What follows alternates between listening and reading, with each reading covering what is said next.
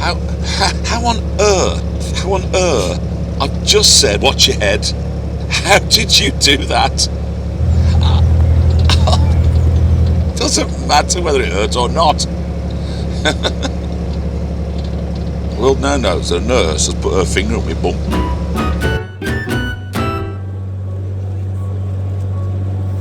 So, another early start, 7 o'clock. Just leaving Trinity Wharf, Hinckley.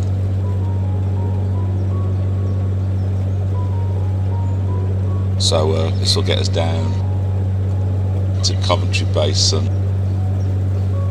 by around about 1:30 in the afternoon. Then I've got to ready myself, get all the gear together, understand what I'm doing for work in London tomorrow, and then ultimately catch a train. You alright, Mrs. L? She doesn't like these early starts. But it doesn't matter if she's... Well, there's no locks, it's fine. So I don't expect anything from her other than a happy, smiling cherub of a face. Eventually comes on deck. Bit of a low bridge this one, bridge 17. It's all good. I've got about 8 inches above the top of my Wi-Fi mast. Just, yeah, alright, just.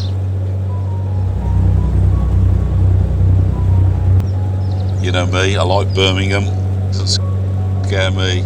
Birmingham, I know there's rubbish, I know there's graffiti, but I quite like to see the urban side of it.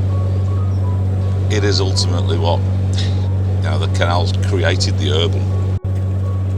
You know, there's quite a few people who've said, don't be scared of Coventry Base, get yourself in there, it's a nice place to moor. Yeah, I shall give it a go. I've often wondered what these humps and ridges are and stuff. I recently found out that it's something to do with medieval farming.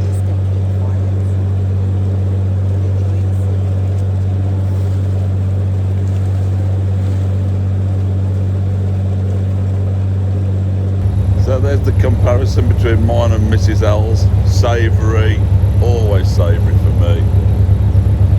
Decadence and sweetness for Mrs. L. Just like me. Oh, there she is. Morning. All right, Mrs. Had 8 hours sleep last night. I know.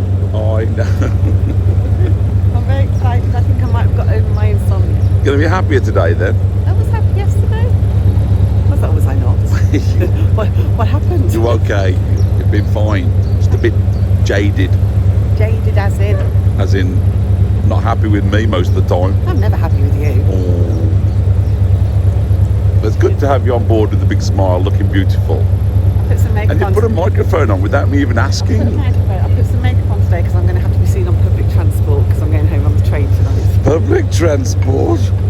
My word. My worst nightmare is to see somebody I've not seen for years on the train that's sort of like, oh, you've not aged well because I've not got makeup on. You have aged very well. Yeah, if they saw me when I was 17.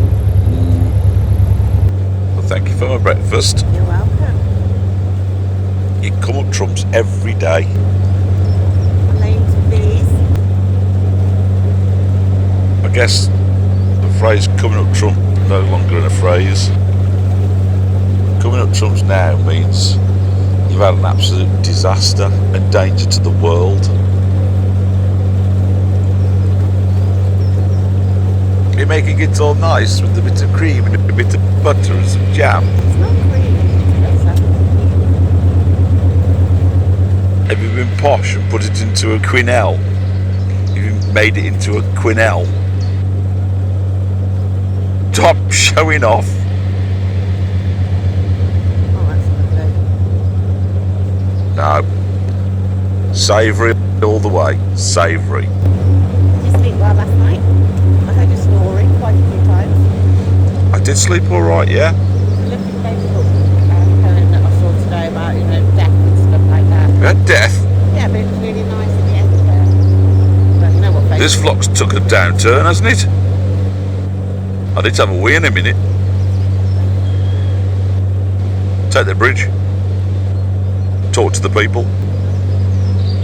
I'll just leave you with Mrs. Lumsden.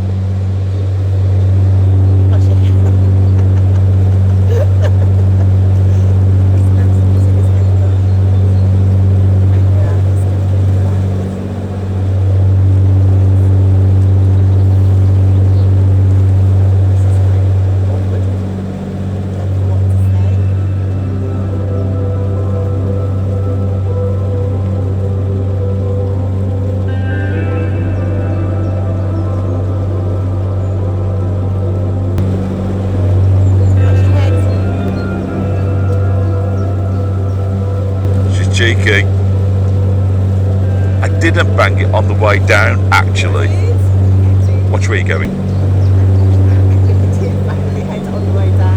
I brushed my back, shoulders. I had to weep very quietly because I realised I still got my microphone on. That old chestnut going to the toilet with a microphone on.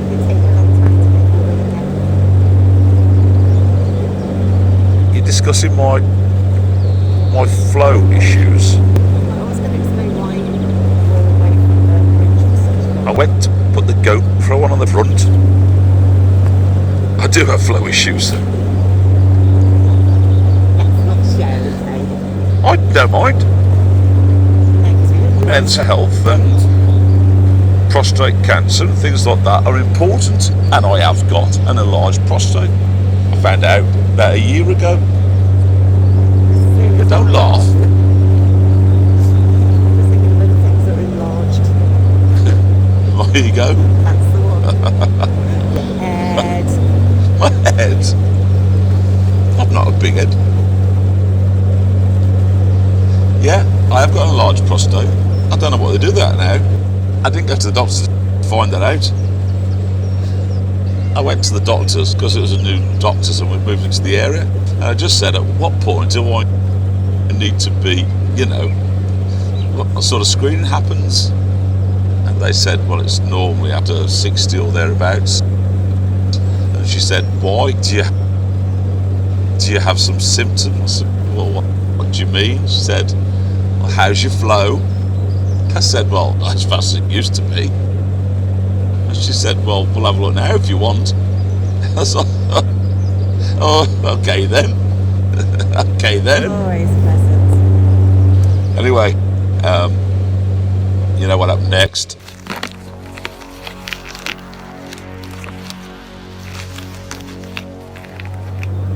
And then, yeah, she said, well, it's definitely enlarged. We'll get a blood test done, see what your PSA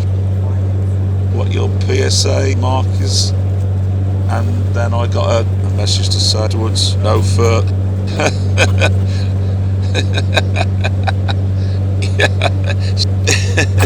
Mrs. Lumsden does that a lot, and she says she doesn't, and you just witnessed it. You're right. Rise back up again. I don't do it a lot. I let the oil leak. I've had a cold. So you know you was talking about flow. When you started coughing, then I noticed you ducked down. Yeah. Is that because you needed to restrict your flow? Because I didn't want it to be on camera. And probably had to restrict your flow. No, I've got very good pelvic floor muscles, I'll have you know. Have you? Yes, came back, said no further action required. Good news. But then I haven't heard anything since, and I think, well, what happens now then? I know I've got an enlarged prostate. I know my flow is not what it once was. Is there anything else that happened? Are there any drugs that can be given to stop it enlarging further? Is there any... Now I'm going to go back to the doctors and say, okay, we're a year on now. Should you be inviting me back for another blood test? Do we take a blood test now every year or so, check my PSA? And what else needs to happen? If does nothing happen and it just continues to enlarge to a point where you have to have some form of surgery, which I know a few people have had, and they don't do very well after that surgery. They have bladder control problems, they remove the prostate, or whatever they do to them.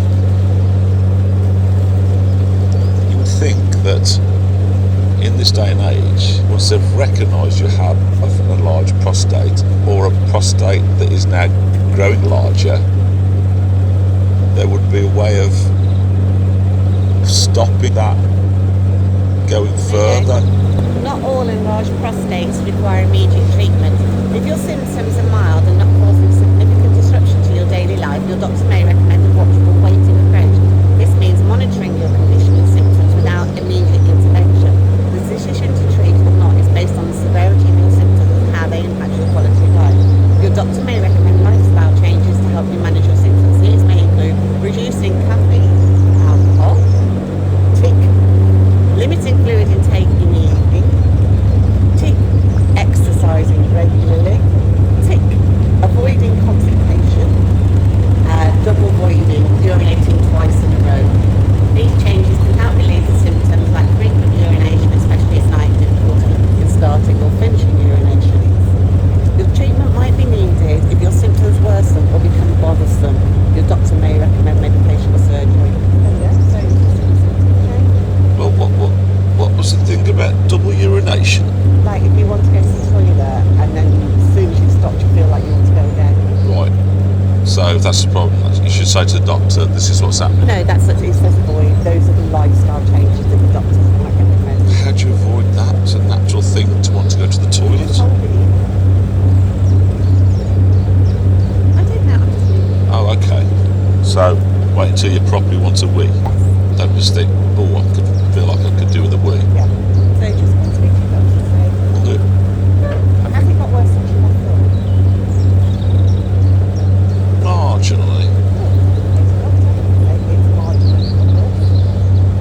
Okay. And I'm worried because I don't know, do I have what people I need to come and see you? That's Yeah, but if the doctor... So last year, nobody discussed with me lifestyle changes. And she found it. You have got an enlarged prostate. We'll do a blood test, make sure, rule out anything sinister or anything like that. But in the meantime, what you need to really do is... Blah. actually, where are we? We're not far from the end of the Ashby now. We're going to return at Marston Junction. If you look on the map there... This is where I kind of like, I was asleep in Wales and Banks. No. I got off the boat and saw you turning into Marston Junction. And then you came up here and you were wide awake. Seen some lovely birds today. Saw a bird there.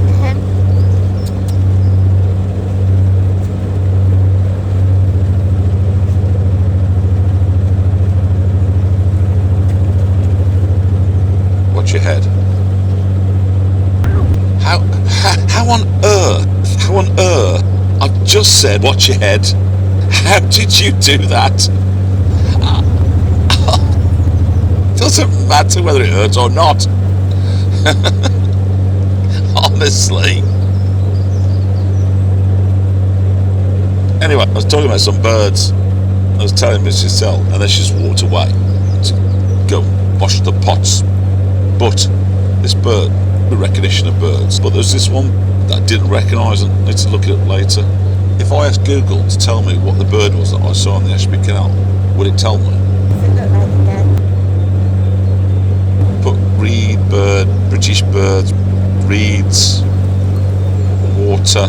I don't know how I'll Google it. It got like a very black head. Top of its head was black. White, like a from the wings up until where its black cap was. And white wings? No, not really. Darker body. Very, very white band around it, and this black cap that's hanging onto a reed. Come on, Google, do your worst. Yes. What's that? It's called a black cap warbler.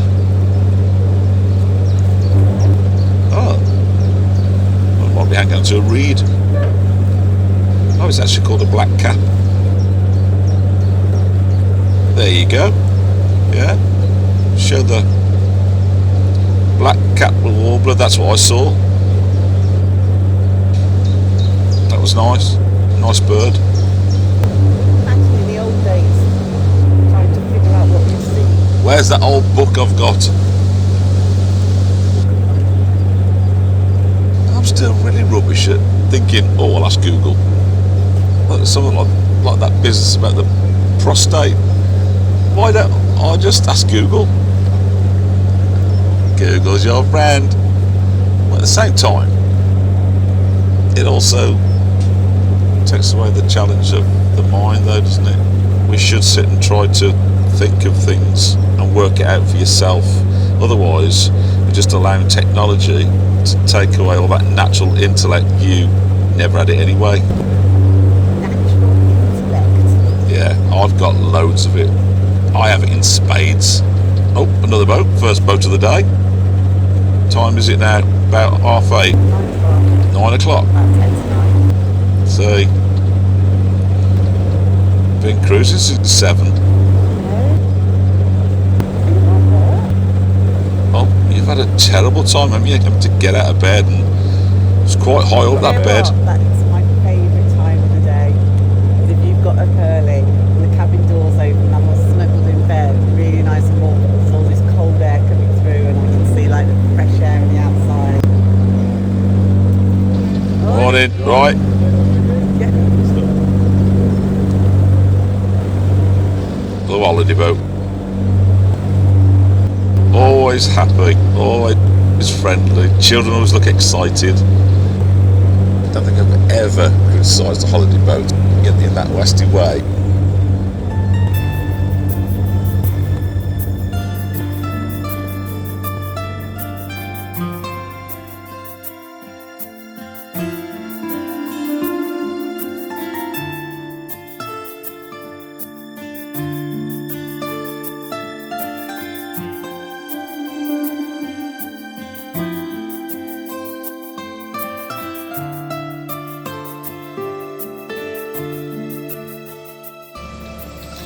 Now, most of the time, they allow you to eavesdrop on all of our conversations, but sometimes I have to edit them out because they just get a little bit inflamed and some of the language is a bit too much. So I'm just going to let you in on the back end of this conversation, and you can guess how the rest of it went previous. And therefore, do get very annoyed when people are inept. You should not be in charge of that car. Kick the soapbox away. You started it. See, you should stay in bed. Stay in bed. Lumpy stays quite happy. Oh, pheasant. Oh. Yeah, wind me up. I've told the world I've got an enlarged prostate. The world now knows that a nurse has put her finger in my bum.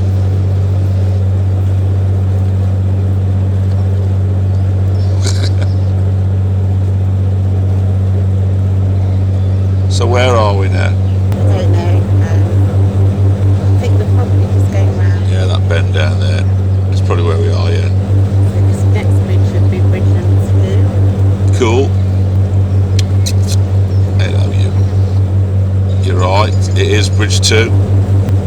Just find it strange how they put so many bridges on bends. I wonder what that is.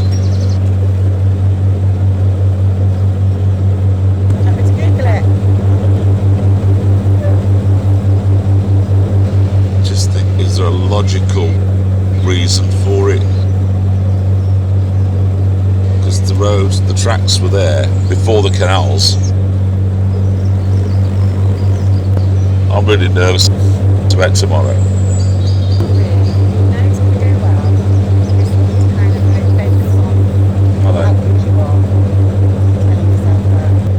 Yeah, so I'm working in London tomorrow, and I've had quite a big script to learn for this bit of corporate training activity that I'm doing. And it is getting harder. It's getting harder to learn lines. But I feel more anxious about this sort of thing now. The whole travel logistics thing, I think that's why I've left early today, because I want to get to Coventry for sort of 1:30ish, but my train till London isn't till 4:45. But I need to get my head in gear. I need to get out of what I'm doing now and sit and ponder what I've got to do tomorrow, go through the script a few times, work out what costumes, work out what sort of costumes I've got to wear, make sure I've got it all, how I'm going to take it to London, what am I carrying, what am I wearing. Then I've got to get to the train station, Coventry, don't know where that is. Then when I get there, I've got to find my hotel. It's just all that these days just don't take it in my stride anymore. And I get on my own nerves with it. I do. But I think that the overriding thing that is causing all that anxiety and stuff is the script, is the fact that I will go live in front of delegates tomorrow with an actor that I haven't spoken to about this script, so she'll be learning her portion of the script. We get together, probably got an hour and a half before we go live into the training room. That's a really edgy thing to do.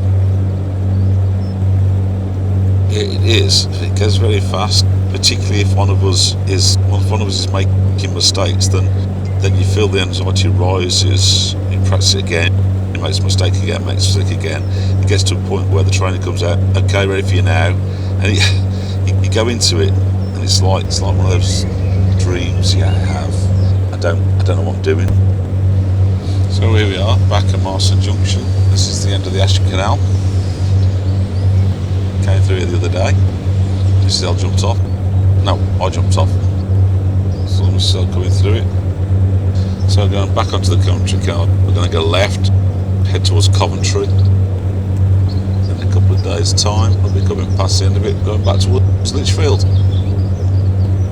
This would have been the old stop lock. Stop all the water losses from one canal to the next, and the ability to take a toll.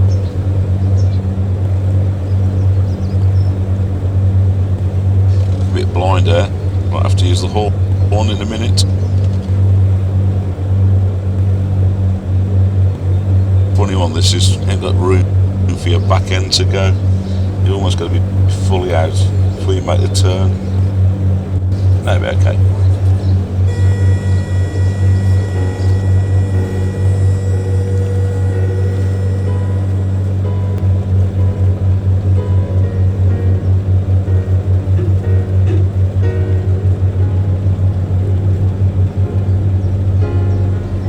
There's just no room, is there?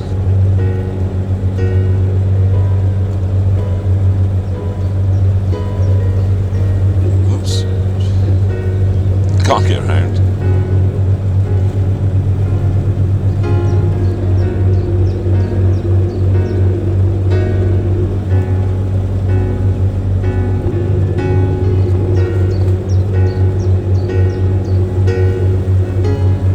Tight, isn't it, that?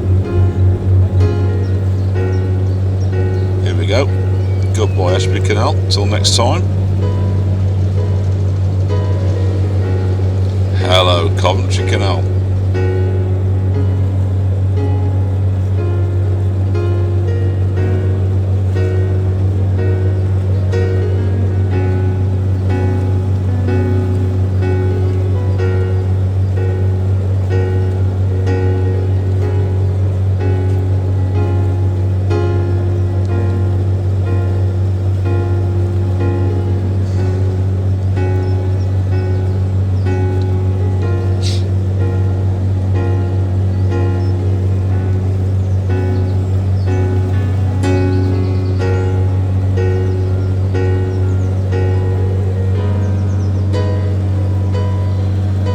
Be a little bit busier, this canal, I would think.